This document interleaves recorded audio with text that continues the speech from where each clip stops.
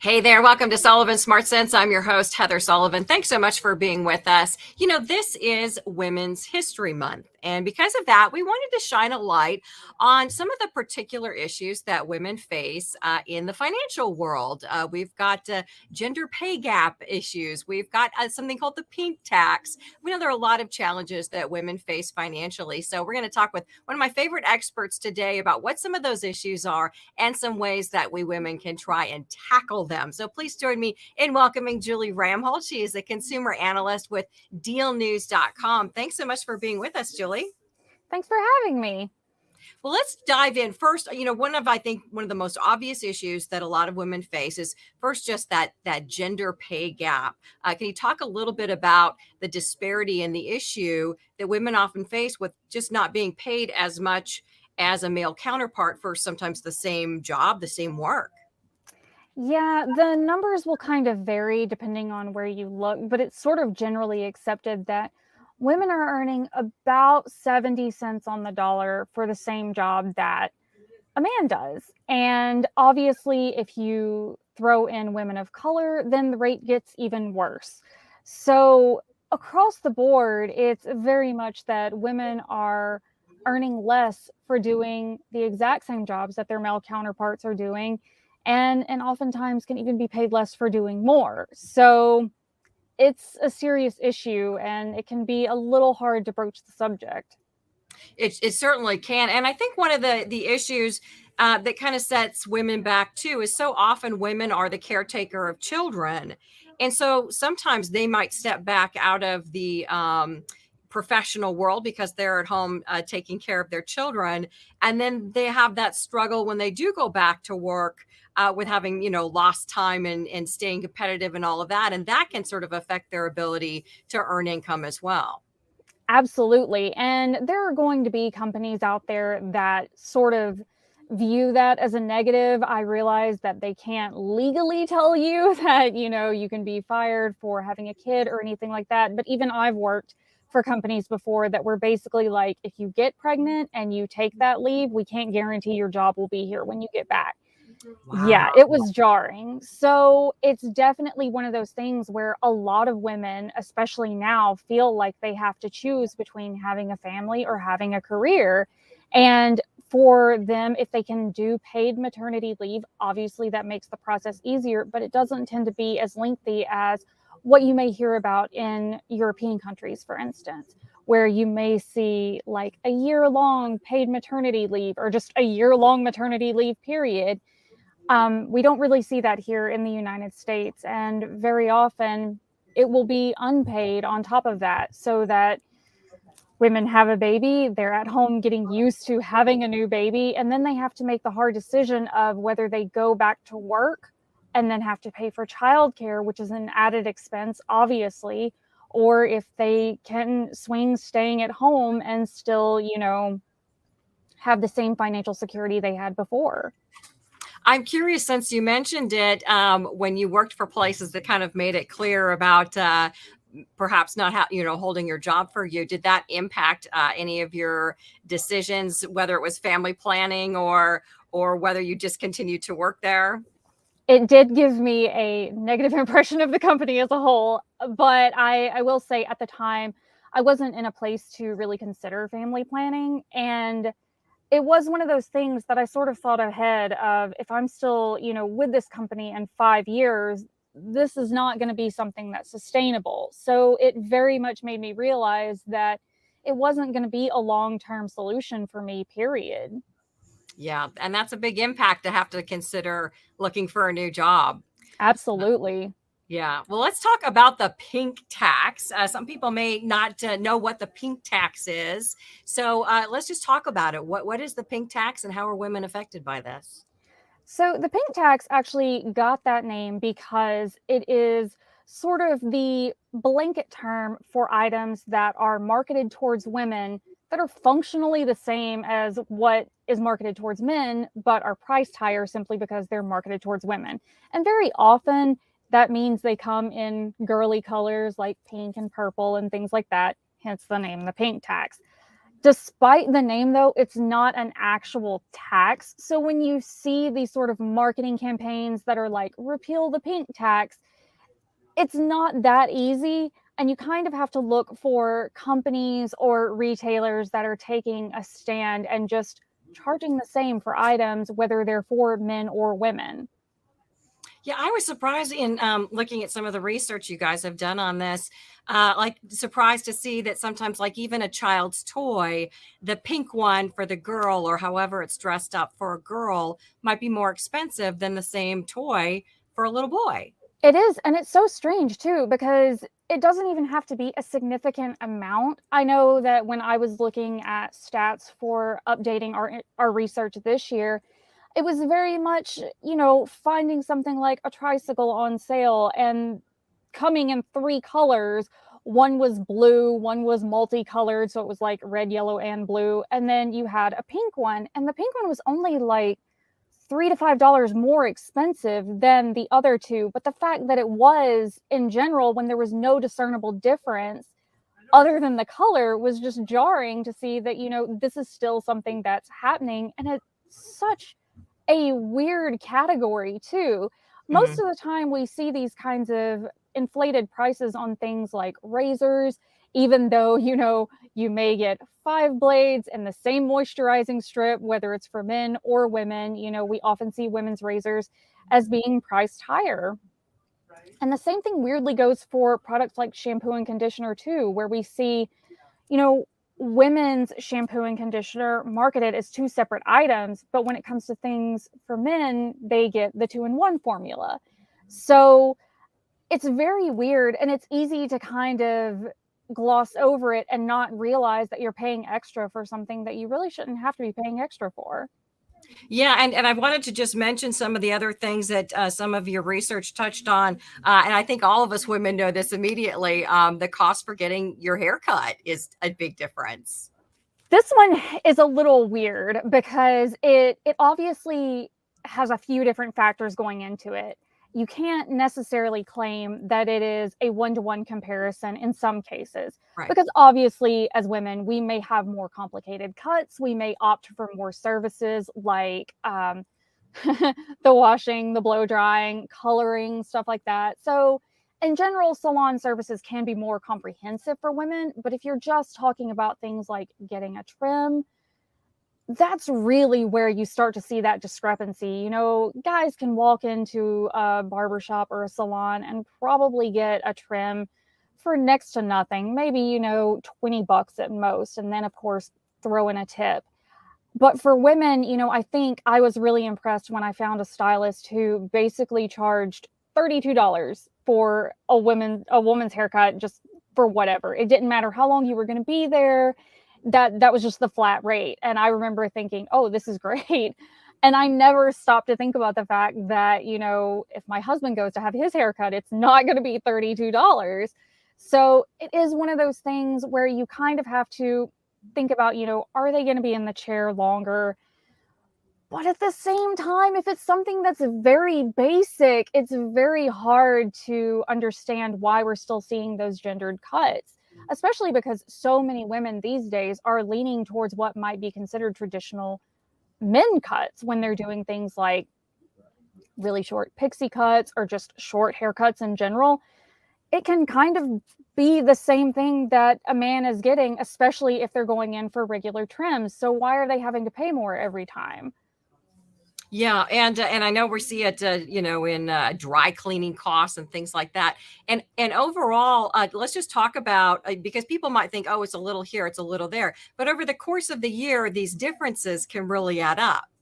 Yeah, they definitely can. And one number that we see sort of thrown around a lot is roughly like $1,350. But the problem with this number is actually that's a figure from 1994, I believe. So that's not even taking into account things like inflation or, other issues like marketing or higher end products being used, or like higher end ingredients being used in products that are marketed towards women. So there's some other variables there that really should be considered. And while it might be kind of a good wake-up call. If you're not aware of the pink tax, I would say that the actuality is probably much higher than that now. Yeah. Well, let's talk about what are some ways that we women can kind of deal with these issues and move forward financially. First, let's go back to the issue of that disparity, that pay gap in income. What can women do to try and shore up that gap to make sure that they're earning what they should be earning? So, one really important thing about getting what you deserve is knowing what other people in your industry are being paid. So it really pays to go onto sites like salary.com, Glassdoor, Indeed, things of that nature, and kind of see, what these job listings or what these estimates are saying for essentially your position. If you can find a listing on salary.com, for instance, that basically lays out all of your responsibilities and you see that you're earning well below the median wage, you have something concrete to go to your boss with and say, hey, I'm doing all of this and I'm earning way under, what this says the median should be. And unfortunately, it also comes down to being able to prove your worth sometimes, which is really disheartening, but it may be a good idea if you're getting ready to kind of sit down and discuss pay disparity to be able to point to concrete accomplishments that you've had or improvements that you've done, anything that you can basically show your value to the company. That will increase the likelihood of, being able to have that gap diminished and get what you deserve when it comes to salary. Aside from that, you can advocate for things like a pay equity audit, which is usually something that's done company wide, but that's going to be something that maybe not everyone feels comfortable doing, especially if you work for a company that's in an at-will state or something like that, as they can fire you for whatever reason. So it's something to kind of keep in mind, especially if you're afraid to rock the boat, but also because if they do perform a pay equity audit, then it can kind of backfire. So you may find that you end up earning less, or they determine that there are others who are earning less than you that should be earning the same amount as you. So rather than all of you getting raises and getting the pay you deserve, you may just basically be back to square one. Well, let's talk about what do you think are some other ways that women can just try to, do better financially, move forward financially, use some of their power to try and make up for some of these issues? A big part of it comes with priorities, especially for women. There's a big focus on making sure that things in the here and now are taken care of. So as a general rule, we do tend to focus on making sure the bills are paid and things like that, rather than looking at long-term savings or investments.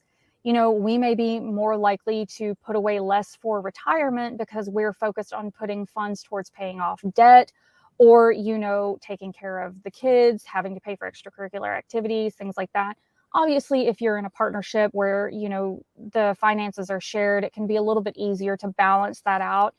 But if it's just you, or you are in a partnership where you kind of have that stuff split up, then it can be way too easy for women to kind of take the burden of all of that. And so they end up putting away less, which means in the long run, they could end up having to work longer because they don't have enough saved up for retirement. Women also may not be as confident in taking investments, so that it may be they put very little towards them, or they just don't invest, period, because they don't trust the stock market, which no fault there, can't blame you. But I will say in those situations, it kind of pays to maybe consider sitting down with a financial planner or a financial advisor who can point you in the right direction of like some stable stocks or some stable investments to take part in. And also, to determine what a good amount you should be putting towards retirement on a regular basis is. Yeah, I that's an issue I've been looking at for years about women just not feeling confident enough that they're not investing, so they're not as well prepared for retirement. And when they do invest, they're not the risk taker that they should be. And Exactly. I think you hit on it. I think it's reaching out to an expert that can help you make some of those decisions. Um, Definitely. how can women sort of know about and use our spending power, because really women are the decider, quite frankly, in the household about how a lot of the funds are spent. But how can we sort of learn about and know about our spending power? So you're not wrong. A lot of marketing, even for things like groceries and stuff like that, gets marketed towards women because they know that they're likely doing the shopping for the entire household.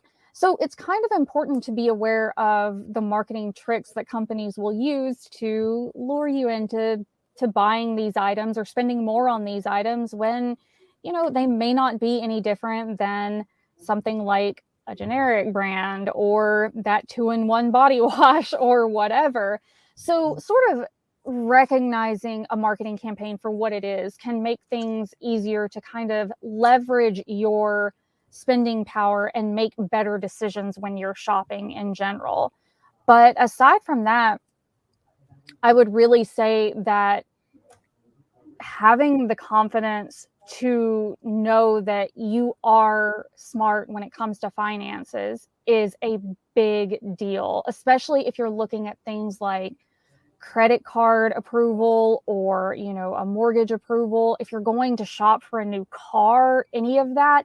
And I have to say, it's also really fun to be able to kind of throw these stereotypical male salesmen for a loop when you prove that you know what you're talking about and you know that they're trying to bamboozle you, whether it's with a Right. higher rate or, they're trying to upsell you on something that you don't want. So it is very fun to kind of watch them do that double take. But at the same time, you're also giving yourself more empowerment because you're able to make an informed decision by knowing what you're getting into and kind of what you're looking for. And honestly, that goes for any purchase, I would say. It could be shopping for a designer bag. If you know what you're getting into and you kind of know what the details behind the brand are, then you can make any purchase much more confidently knowing that you're doing something smart with your money and nobody can talk you out of that. Yeah, absolutely. What do you think are some of the common mistakes that people make or that women make with money, and how can we fix them? I think it definitely goes back to things like not saving enough, not, putting anything towards retirement or investing, but even taking retirement and investments off the table. Very often women may not be able to put what they should be putting into savings on a regular basis. If you get paid weekly, even if you put $5 away every week, it's something. And getting started on that habit is really important because once you form that habit, it's a lot easier to stick with and harder to break in general. And you see that savings grow, which is giving you more financial power because it's making you more financially stable.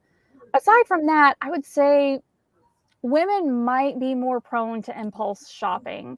So I am very guilty of this. I am too. We all are. I try really hard sometimes to implement that waiting period, whether it's like 2 days, 30 days, whatever. Basically, I know I'm doing well if 6 months later I'm thinking about something and I'm like, I still really want that thing. So I do think that kind of like pulling back on impulses is a good strategy for anybody, but especially if you are a woman that happens to feel like, okay, yeah, I kind of give into that a little too much. Yeah, and I think you kind of touched on that earlier too. I think there is a lot of power and importance in becoming educated, being aware as a shopper and consumer that there are tactics that are being used in stores. They know, it's the end caps in stores that they know will appeal to Exactly. us. Just remember when you walk in, there's a whole marketing team that's working. They're working to get you. So just to be aware, and I like what you said about just give it some time. Think about it. Sleep on it at least.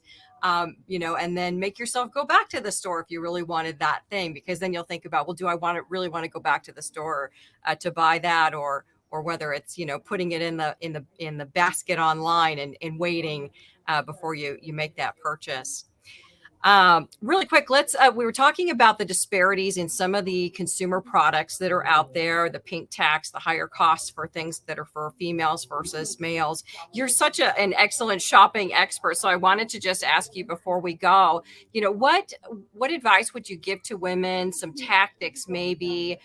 Is it just trying to shop, or if you're looking for razors, should we be looking for razors in the male section of the razors? Like, what should we be doing to try and cut down on paying some of these extra costs?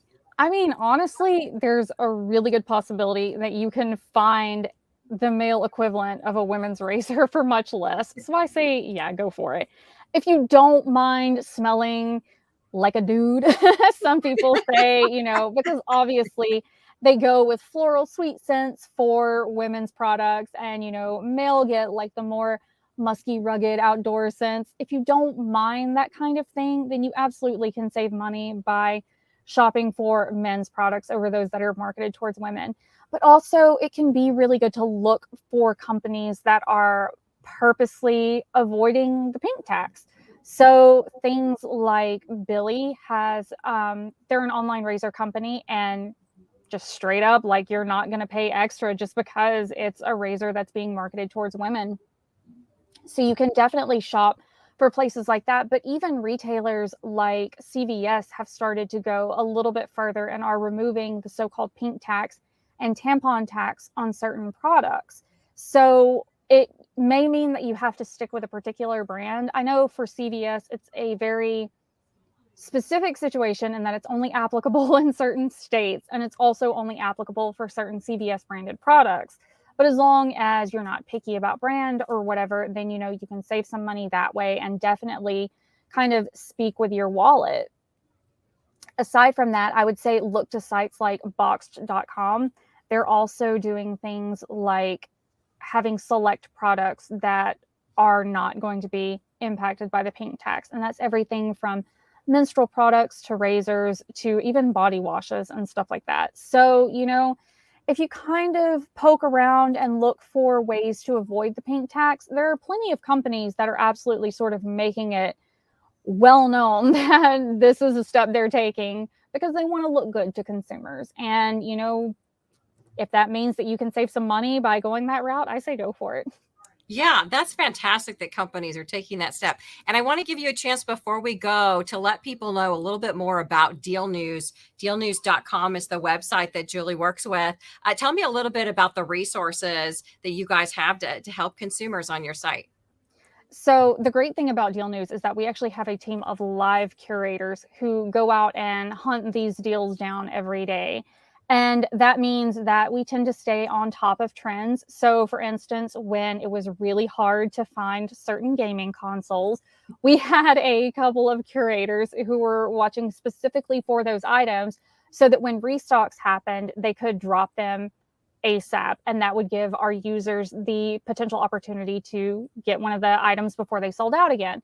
And we also very clearly lay out, why a deal is a good deal. Sometimes it is the best price we've ever seen. And sometimes it is simply because it's an item that's been out of stock everywhere and it may be list price, but hey, it's back in stock at this one place and you can actually get your hands on it. So that is our deal side of the things. And then over on the blog side where I am, we write up buying guides to help you make better buying decisions every day of the year. Awesome. Well, yeah. So really want to invite our viewers to check out dealnews.com. It's a great resource. I lean on it a lot and talk about it a lot in my coverage. And again, we want to thank Julie Ramhold. She's a consumer analyst for Deal News. Thank you so much for being with us and sharing so much great information for this discussion. I hope that we've kind of, opened some women's eyes about what's happening to them as consumers and given them some tools to move themselves move themselves forward financially a little stronger. I hope so too. Thank you so much for having me. Absolutely. It's great to see you. And thank you so much for being with us. We really appreciate it here on Sullivan Smart Sense. We will see you next time. Send me any questions or topics that you'd like us to dive into, and we will. And we'll see you next time.